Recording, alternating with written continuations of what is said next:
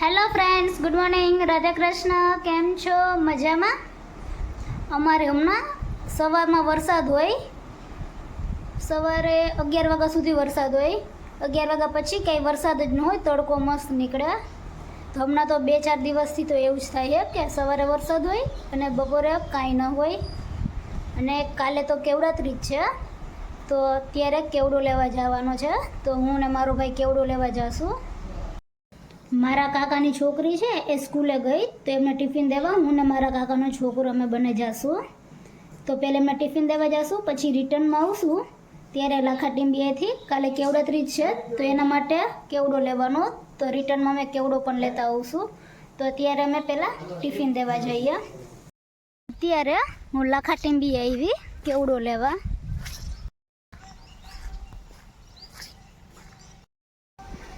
આ કેવડો છે અને લાખા ટીંબીની એક્ઝિટ બાજુમાં જ નદી છે. પાણી પણ થોડું થોડું દેખાય. અને આ કેવડો અમારે લોકોને અત્યારે જમવાનું બની ગયું.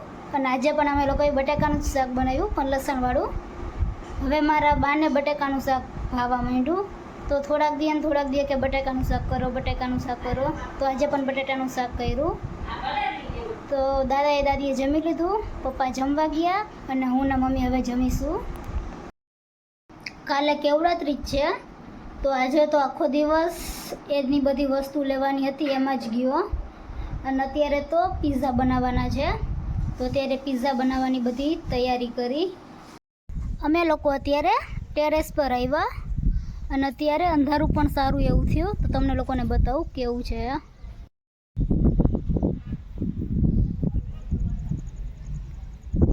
આ બાજુ થોડું વધારે અંધારું.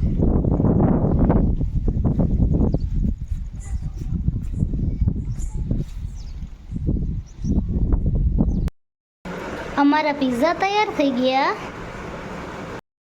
અમે લોકો અત્યારે જમીને ફ્રી થઈ ગયા. તો આજના બ્લોગમાં આટલું જ છે. આજનો બ્લોગ અહીં પૂરો કરું છું. તો મારી ચેનલને લાઈક કરો, શેર કરો, સબસ્ક્રાઈબ કરો. Good night. Radhe Krishna. Thank you. Bye bye.